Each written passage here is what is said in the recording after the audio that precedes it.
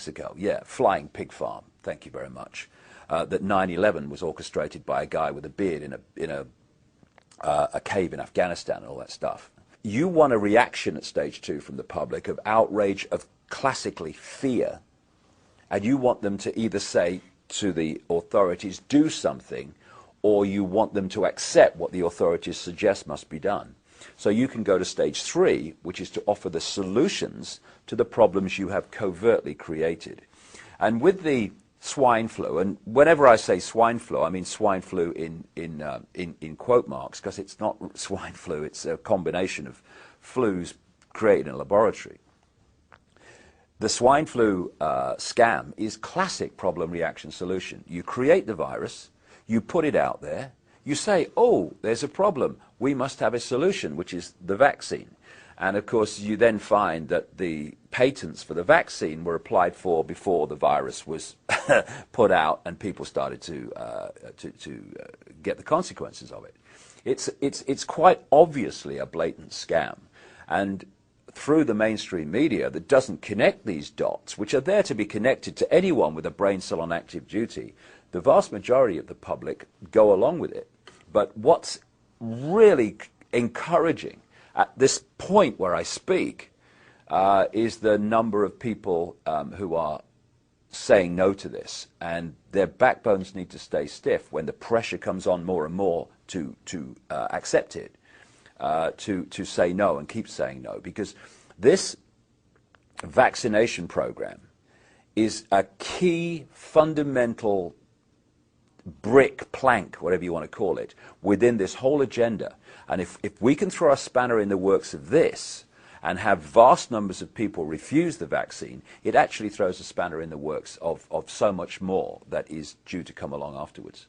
People have asked me over the years, what's planned? And I've said, read 2 books, George Orwell's 1984 and Aldous Huxley's Brave New World. The latter was published in 1932, Orwell's book was in 1948. Because these two had access to the agenda through something called the Fabian Society, they weren't writing from imagination. They had an understanding of where this was supposed to go. And in Brave New World, you have Aldous Huxley describing a society in which children are disconnected from their parents, where they're bred in laboratories, and where drugs are used to get the children to, and as they become adults, the whole population, to love their servitude and not rebel against it. And we are now seeing quite blatantly the movement to remove children from their parents. It's been done through what I call the totalitarian tiptoe, step by step by step by step, where more and more parental rights are taken by the state, more and more and more, and where the school becomes ever more powerful in the control it has over the children.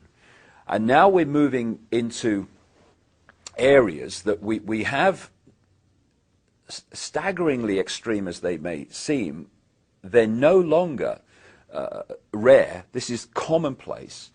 Where in Britain, and I know from the research I've done for the book I'm writing at the moment, it's happening in America and elsewhere, where the authorities are taking children away from their families for the most extraordinary reasons.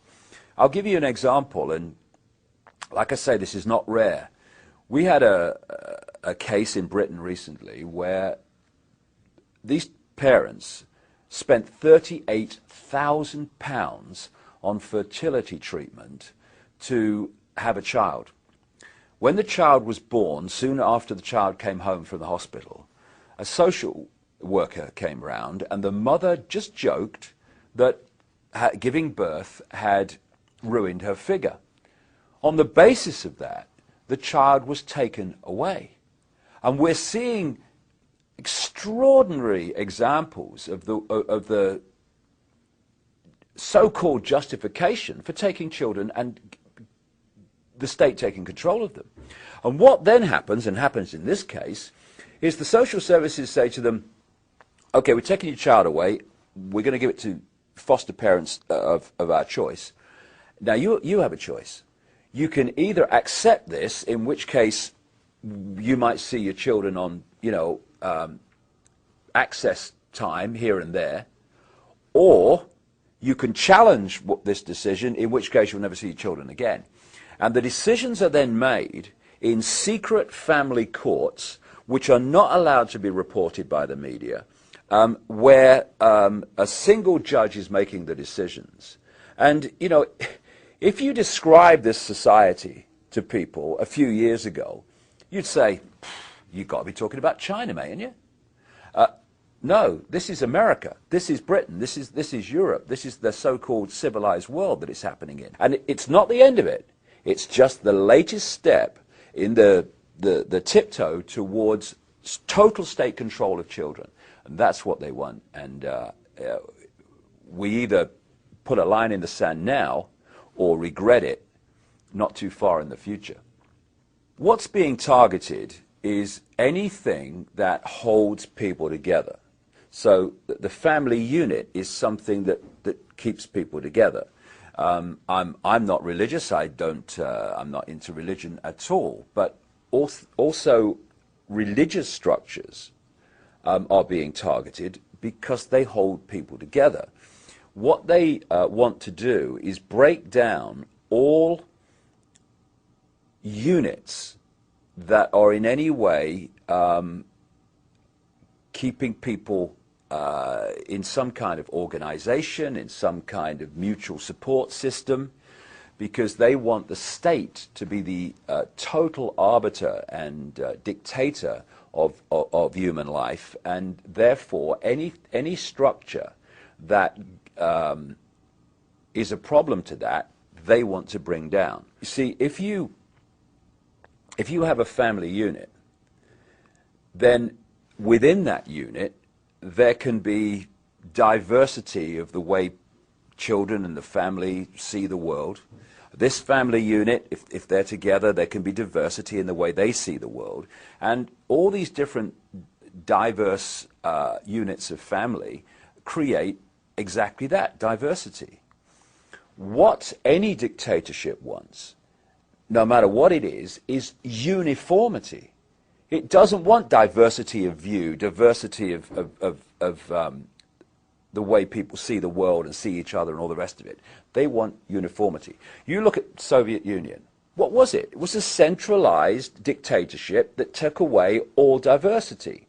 You look at any fascist dictatorship, centralized control, take away diversity.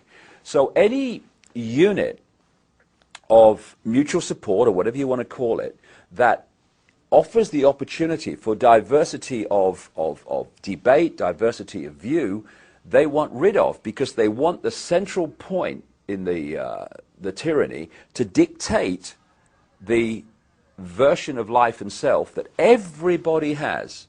It's always the case that tyrannies want uniformity. Look around the world. All diversity is being removed. And even the built environment, you go around the world now, you will go into these cities in previously diverse cultures, and if you didn't know, you could look out the hotel window and you wouldn't be able to tell where you are. This is the reason. Tyrannies want uniformity, and diversity, therefore, is under target and being targeted wherever you look. Eugenics has been with us for a very, very long time. At first, it was open.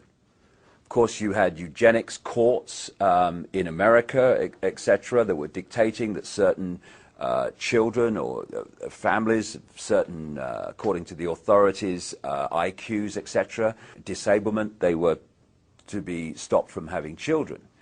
And then, of course, Britain, as usual, was massively involved in this. And the Rockefeller families, the Harrimans, the Rothschilds, all these people were involved in this.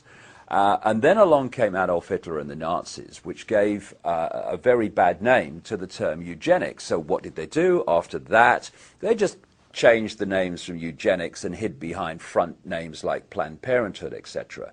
And they've gone on running this eugenics program ever since.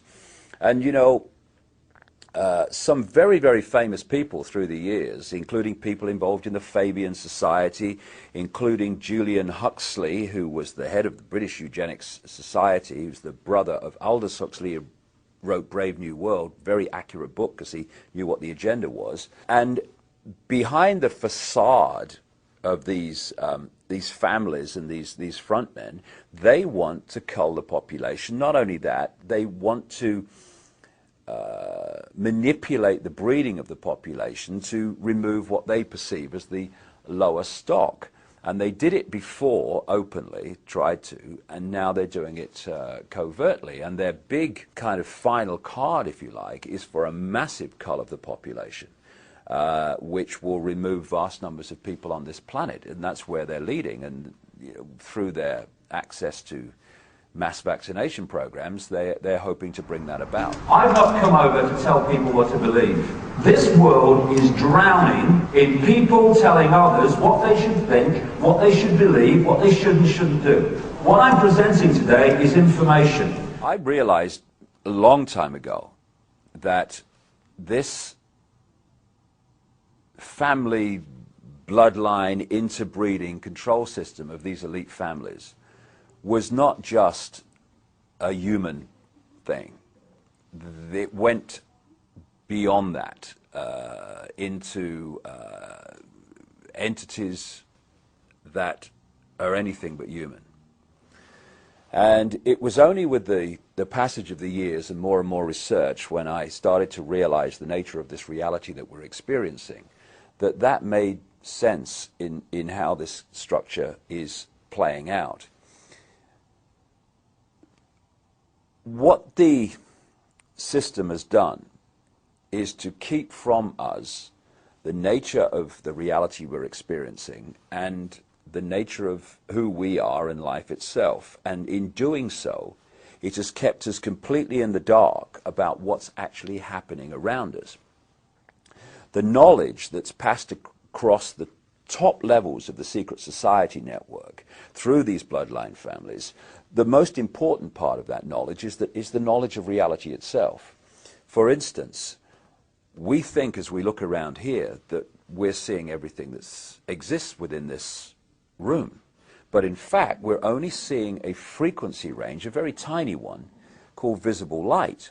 Anything outside of that, we can't decode, therefore we can't see. But just like radio stations share the same space without interfering with each other, so other worlds, other dimensions, other realms of reality, if you like, share the same space without interfering with each other. However, just as with radio, if you've got two stations that are very close on the dial, then one will be the dominant one, but another one, you'll get what we call interference from it. It's the same with these various realities that share the same space. It's what mainstream science calls parallel universes. Just outside of the frequency range of visible light, there are entities that are anything but human who have been manipulating this reality, this world, for eons. And because they are working on, operating on a frequency that's different to ours, they have to manipulate our world through conduits. I mean, and interfaces. For instance, when you see scientists in a laboratory, they want to work with material that's very dangerous. So the material will be in a big glass tank, and they will be outside the tank, and they'll put on those gloves, and they can work from outside the tank into the tank and do what they have to do. It's very, very similar in theme to what these Illuminati bloodlines have been bred for. They are bred to be the vehicles within visible light, this world that we experience, of these entities. And if you go back and you look at religious beliefs, etc., of the ancients and the accounts of the ancients, these entities, which go under different names, some people call them the serpent race, some people call them demonic. In the Islamic culture, they call them jinns, all different names, but the same entities. The bloodlines are interbreeding incessantly and have been right back to ancient Babylon and Sumer and Egypt, etc., and beyond.